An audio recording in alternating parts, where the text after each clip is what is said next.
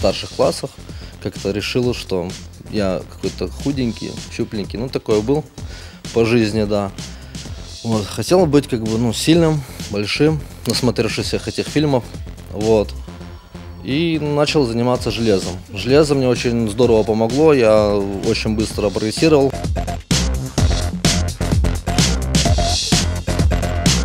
Я развивался на тот момент в пауэрлифтинге, силовой троеборье. Выступал я неоднократно и на чемпионатах Крыма, Украины, занимал призовые места по юниорам. Также являюсь мастером спорта по жиму лежа.